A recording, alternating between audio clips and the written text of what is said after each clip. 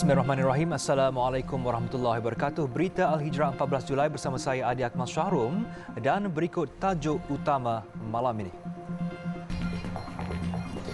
Nahas 29 kenderaan wanita maut dihempap muatan besi. Juga paracetamol habis, pengguna sukar dapat bekalan.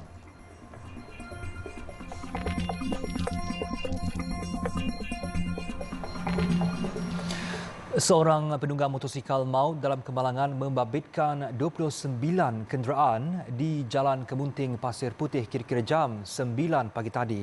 Nahas itu turut menyebabkan 2 parah termasuk kanak-kanak yang putus jari kaki kiri, maafkan saya. Kemalangan tersebut dipercayai berlaku apabila sebuah trailer yang membawa muatan besi terbabas ketika melalui selekoh di kawasan lampu isyarat. Trailer itu kemudian terbalik dan menghempap mangsa 6 buah kereta, 2 motosikal dan 21 buah basikal. Menurut Komander Operasi Jabatan Bomba dan Penyelamat Pasir Putih, Pegawai Bomba Kanan PBK2 Siti Nuraihan Muhammad Harami, kemalangan dipercayai berlaku apabila pemandu trailer tersebut gagal mengawal kenderaan menyebabkan ia terbalik. Penunggang motosikal yang maut merupakan seorang wanita berusia 30-an manakala kanak-kanak lelaki berusia 10 tahun yang putus di bahagian paha dipercayai anak mangsa yang membonceng motosikal. 21 penunggang basikal yang terlibat dalam kemalangan tersebut merupakan kumpulan kaki tangan Universiti Sains Malaysia USM dan Hospital USM Kubang Krian. Bagaimanapun hanya seorang penunggang dilaporkan cedera parah manakala 5 lagi cedera ringan. Siasatan awal mendapati trailer berkenaan yang dalam perjalanan dari Jertih, Terengganu menghala ke Bandar Baharu Pasir Putih dipercayai mengalami masalah brek. Anak bongsu kepada Allahyarham Korporal Rahim Ramli Muhammad Hazman, 20 tahun, reda dengan pemergian sekaligus 4 ahli keluarganya dalam kemalangan 7 kenderaan di kilometer 277.1 Lebuh Raya Utara Selatan Plus dekat Ipoh, Perak semalam. Sehari sebelum insiden, Muhammad Hazman sempat bertemu dengan ibu bapa serta 2 kakaknya itu sebelum pulang ke Perlis bagi menjalani latihan industri. Muhammad Hazman hanya mengetahui insiden yang menimpa 4 ahli keluarganya itu selepas dimaklumkan seorang lagi kakaknya. Kami keluar, saya dah lah bawa kokok saya pergi jalan-jalan, pergi ziarah rumah adik-beradik apa dah lah. Pergi ziarah mereka semua, beraya dengan mak dah lah semua. Semua tu lah sedih kan, sebab sekali pergi 4 kan. Bukan 1, bukan 2, bukan 3. Pergi sekali 4 memang betul-betul sedih lah. Terdahulu jenazah 4 beranak iaitu Korporal Rahim Ramli 60 tahun dan isteri Siti Fatimah Omar 59 tahun serta 2 anak mereka itu iaitu Nur Hadira 28 tahun dan Nur Hamiza 27 tahun selamat dikebumikan dalam satu liang lahat kira-kira jam 3.15 pagi tadi di tanah perkuburan Islam Masjid Jami' Permatang Pasir, Pulau Pinang. Dalam kejadian sekitar jam 3 petang semalam, 4 sekeluarga yang menaiki kereta Proton Pesona maut akibat tersepit selepas terbabit nahas membabitkan 6 kereta dan sebuah trailer. Mereka sekeluarga dikatakan dalam perjalanan dari Sungai Petani, Kedah menuju ke Kuala Lumpur untuk menghantar Nur Hadira yang bekerja di ibu negara. Sementara itu, pemandu trailer yang terlibat dalam nahas terbabit diriman 3 hari bermula hari ini sehingga Sabtu. Perintah reman itu dikeluarkan oleh penolong pendaftar puteri Nordina Kamaluddin selepas mendapat permohonan polis bagi meneruskan siasatan berhubung kes tersebut. Ketua Polis Perak Datuk Mio Farid Alatrash Wahid berkata pemandu berusia 34 tahun itu mempunyai 13 saman kesalahan trafik sejak 2008 sehingga tahun lepas. Termasuk 3 daripada saman tersebut membabitkan kemalangan jalan raya.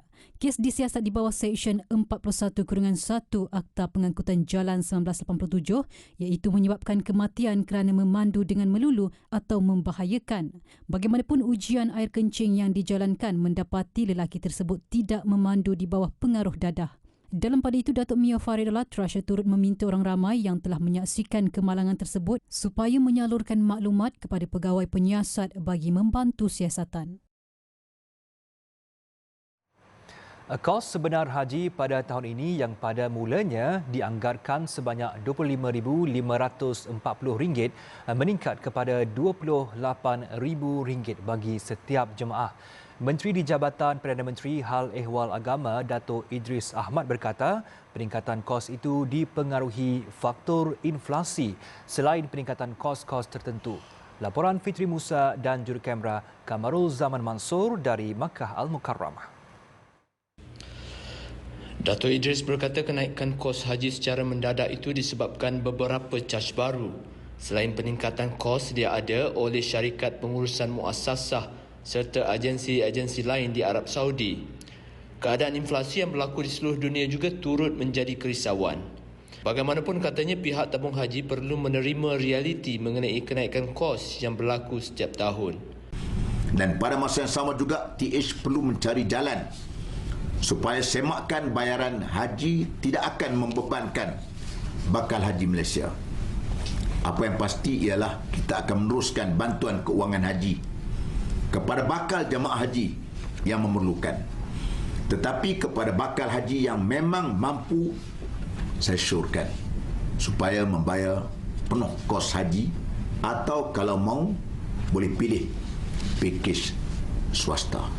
Dato' Idris turut berkongsi kerisauan jemaah dan tabung haji mengenai kenaikan itu dalam pertemuan dengan Menteri Haji dan Umrah Arab Saudi minggu lalu.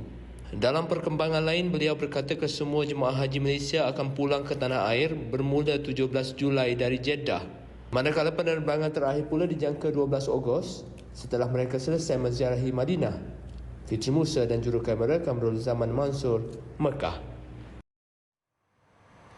Sementara itu, Persatuan Syarikat Pengendalian Pelancongan Bumiputera Malaysia, Bumiputera, menggesa penguatkuasaan lebih serius dan ketat bagi mengelak penipuan haji daripada berulang.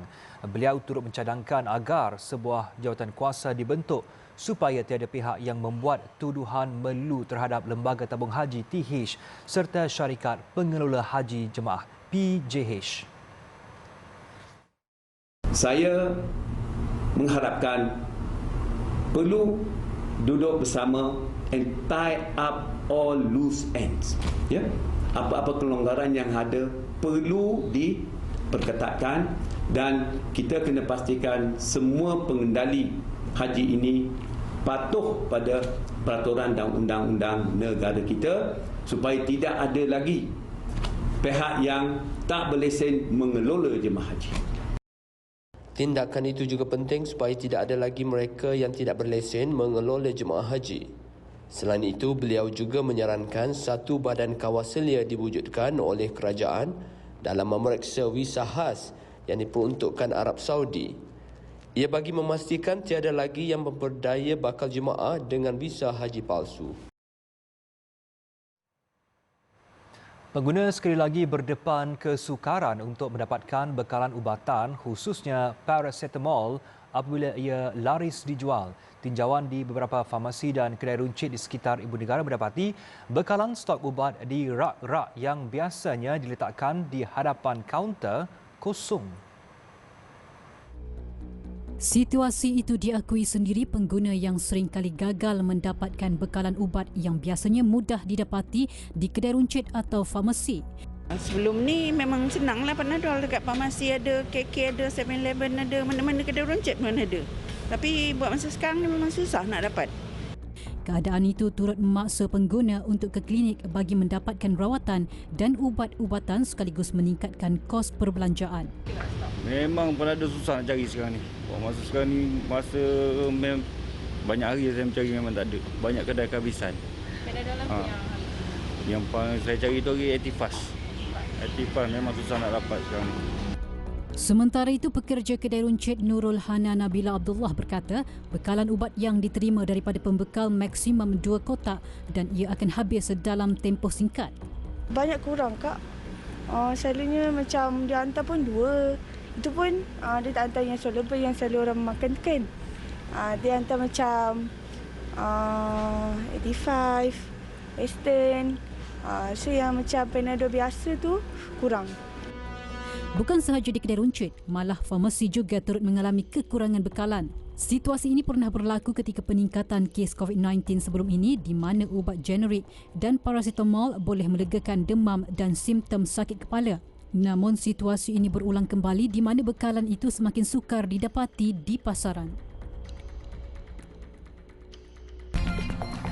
Tanah rancangan Felda terima peruntukan pembangunan 21 juta ringgit. Kembali, dua anggota polis berpangkat Sarjan, Major dan Korporal mengaku tidak bersalah di Mahkamah Session Alor hari ini atas pertuduhan menerima rasuah. Kedua-dua tertuduh membuat pengakuan itu sejurus semua pertuduhan dibacakan terhadap mereka. Fauzi Mat Desa, 58 tahun, mengaku tidak bersalah terhadap 4 pertuduhan menerima rasuah berjumlah RM900 yang didakwa dilakukan 6 tahun lalu. Fauzi yang bertugas di Balai Polis Mahang didakwa menerima RM250 bagi setiap pertuduhan pertama, ketiga dan keempat, manakala untuk pertuduhan kedua, dia didakwa menerima rasuah berjumlah RM150. Kesemua pertuduhan itu dilakukan antara Mac hingga Jun 2016. Selain itu, Fauzi turut berdepan satu lagi pertuduhan bersama bekas Ketua Balai Polis Mahang, Sarjan Major Ahmad Ibrahim, 62 tahun. Kedua-dua mereka didakwa dengan niat bersama menerima rasuah berjumlah RM550 pada 1 Julai 2016. Ahmad Ibrahim juga turut berdepan satu lagi pertuduhan menerima suapan berjumlah RM300 yang didakwa dilakukan pada 25 Julai 2016.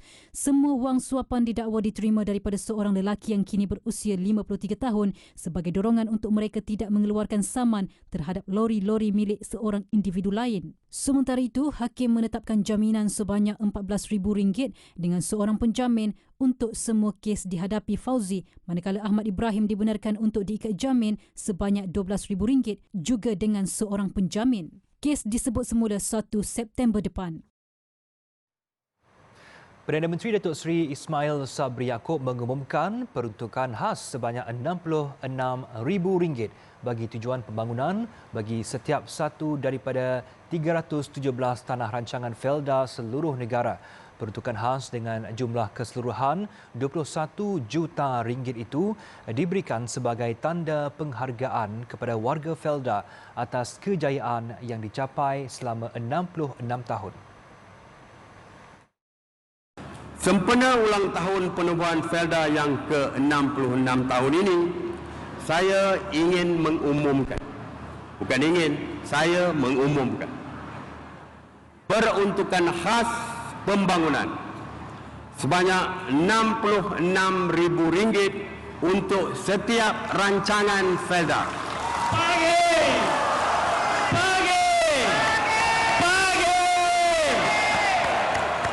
Di mana kesemua 317 rancangan akan menerima peruntukan ini dan kos keseluruhan sebanyak RM21 juta.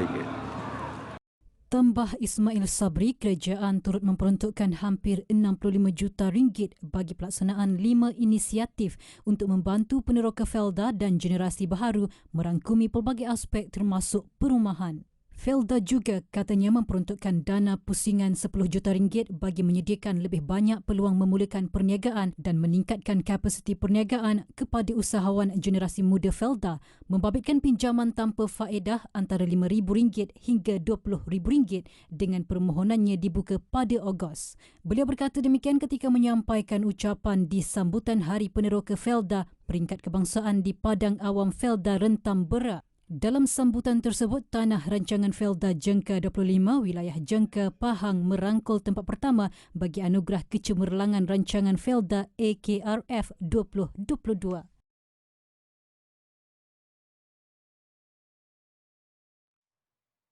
SME Corp Malaysia dengan kerjasama MIDF sebagai agensi pelaksana telah mengagihkan pembiayaan pinjaman sebanyak RM14.67 juta di bawah dana kecemasan PKS SMEEF 2.0 kepada 152 perusahaan kecil dan sederhana PKS di Shah Alam yang terjejas akibat banjir pada Disember tahun lalu. Menteri Pembangunan Usahawan dan Koperasi Tan Sri Noh Omar berkata, Selangor merupakan negeri yang paling banyak menerima bantuan menerusi program ini dengan sebahagiannya melibatkan peruntukan daripada Kerajaan Persekutuan sebanyak 100 juta ringgit. Saya nak maklumkan bahawa daripada 100 juta, negeri yang paling banyak sekali mendapat kemudahan daripada skim bencana alam ini ialah negeri Selangor. Kerana perbelanjaan ataupun usahawan IKS yang terlibat di negeri Selangor sebanyak 851 orang. Daripada 851 orang ni, hampir dekat 84 juta. 84 juta kita telah pun berikan bantuan ini dengan bentuk pinjaman. Dan kawasan yang paling ramai dapat ialah kawasan Shah Alam lah. Bantuan yang disalurkan melalui SME Corp Malaysia turut diagihkan kepada 62 peniaga PKS di Uptown Shah Alam yang turut terjejas akibat bencana berkenaan. Menerusi SMEEF 2.0, PKS yang menerima dana kecemasan tidak akan dikenakan sebarang faedah pinjaman termasuk moratorium bayaran balik untuk tempoh setahun. Beliau berkata demikian pada sidang media selepas majlis penyerahan dana kecemasan PKS SMEEF 2.0 di Uptown Shah Alam. Yayasan Ikhlas terus komited menyantuni seluruh lapisan masyarakat di Sabah termasuklah kepada golongan bukan Islam. Dengan kerjasama Jabatan Mufti Negeri Sabah, Yayasan Ikhlas mengagihkan daging korban kepada asnaf dan golongan memerlukan menerusi ibadah korban wajib dan sunat sempena sambutan Aidiladha. Menurut Mufti Kerajaan Negeri Sabah, Datuk Bungsu Elias Aziz Jaafar, hukum memberi makan daging korban kepada golongan bukan Islam adalah harus selaras dengan persetujuan Majlis Muzakarah Fatwa Negeri Sabah yang telah diputuskan. Tapi Alhamdulillah saya difahamkan untuk agihan korban pada tahun ini akan diagihkan juga kepada golongan-golongan yang bukan beragama Islam. Dan ini sedia maklum kita sesuai dengan keputusan Majlis Muzakarah Fatwa Negeri Sabah beberapa tahun yang lepas. Dan ini amat kita gembira kerana Alhamdulillah kita dapat menyantuni semua lapisan masyarakat di negeri Sabah ini insya-Allah. Beliau berkata demikian selepas merasmikan Majlis Ibadah Korban pada hari ketiga Aidiladha 1443 Hijrah, anjuran Yayasan Ikhlas di Madrasah Miftahul Ulum As-Sabirin Ranau. Datuk Bongso turut berkesempatan mengagihkan daging korban ke 3 buah rumah asnaf, sebuah rumah orang kurang upaya OKU dan sebuah rumah yang bukan beragama Islam. Manakala sebanyak 5 ekor lembu korban pula diagihkan kepada 350 keluarga asnaf di kampung Soson Doton Ranau. Sementara itu, pengerusi Yayasan Ikhlas Profesor Dr. Zainul Rashid Zainuddin berkata, tahun ini 3,570 buah keluarga asnaf di Sabah menerima manfaat daging korban hasil daripada penyertaan seluruh rakyat Malaysia. Selain Ranau, agihan turut tertumpu di Kuala Penyu, Kota Kinabalu, Semporna, Sandakan, Kota Belud dan Kudat. Sebanyak 51 ekor lembu dan kerbau telah kami korbankan untuk diagihkan kepada para penduduk yang memerlukan sumbangan ini. Pada hari ini, yang merupakan hari terakhir kami di Sandakan, kami Yayasan Ikhlas mengorbankan 10 ekor lembu untuk diagihkan kepada penduduk setempat. Tambahnya, aktiviti korban itu turut mendapat kerjasama pasukan Polis Marin Cawangan Sabah. Sementara itu, Yayasan Ikhlas bersama Jabatan Mufti Negeri Sabah sentiasa bekerjasama dalam meningkatkan kehidupan sosial penduduk Islam di sana dengan membangunkan projek sekolah agama rakyat, membina dan baik pulih masjid, projek air bersih serta membina masjid di Kampung Long Pasya, Sipitang, Sabah.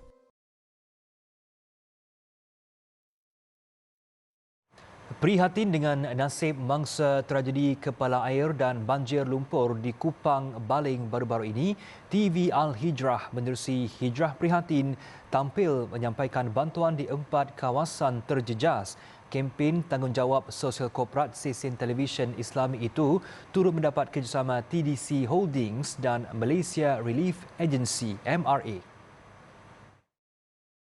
Skuad Hijrah Prihatin yang diwakili 10 kekitangan turut menzahirkan rasa sayu apabila melihat sebahagian besar rumah di sini musnah dan segala harta benda diselaputi lumpur tebal. Bagi meringankan beban mangsa, Hijrah Prihatin dengan bantuan MRA menyerahkan 200 bekalan makanan melibatkan penduduk di Kampung Iboy, Kampung Tanjung, Kampung Bokba dan Kampung Sadik. Kita telah menyantuni seramai 200 keluarga 200 keluarga daripada 4 kampung berlainan dengan tenaga seramai lebih kurang 10 orang daripada TV Hijrah dan termasuk wakil daripada TDC dan juga koordinator kami di sini iaitu MRA. Sementara itu bagi mangsa, Muhammad Abu Bakar, 64 tahun dari Kampung Tanjung berkata kejadian berlaku dengan pantas dan segala barangan perkekasan rumah musnah di bawah arus. Ketika kejadian, dia hanya sempat menarik tangan isterinya Zarinah Abdul Razak, 55 tahun, keluar dari rumah untuk menyelamatkan diri. Syukur, terima kasih. Syukur, Alhamdulillah. Syukur kepada Allah banyak-banyak kan. Walaupun Allah bagi macam mana kita redha segala-galanya. Ya, itu ya lah. Mana? Yang penting nyawa semua selamat. Nyawa kita selamat. Harta benda tu fikir belakang sikit. Motor 5 biji yang tenggelam. Ada lagi 3 biji yang tu. Yang lain semua pergi kedai. Tambah Saifulizan, pihaknya dalam masa sama akan melihat keperluan dari semasa ke semasa bagi mengatur bantuan seterusnya, termasuklah khidmat membersihkan rumah yang terjejas. Yayasan Dakwah Islamiah Malaysia Yadim berhasrat melahirkan generasi pendakwah muda yang berketerampilan dan holistik dengan menubuhkan Akademi Da'i Muda Yadim. Kepada yang berumur 21 tahun sehingga 30 tahun, boleh menghantar resume kepada email admy@yadim.com.my seperti yang tertera di poster. Hadiah dan seguh hati bernilai RM200,000 menanti anda. Tarikh penyertaan adalah sebelum 18 Julai 2022. Maklumat lanjut boleh berhubung terus dengan Urus Setia Yadim.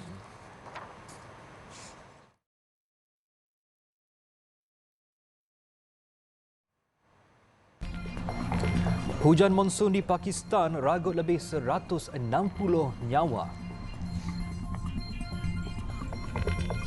Bertemu kembali, 165 maut susulan hujan monsun yang melanda Pakistan sejak 14 Jun lalu. Kebanyakan kematian dilapor berlaku di wilayah barat daya Balochistan dengan 65 orang terbunuh setakat ini.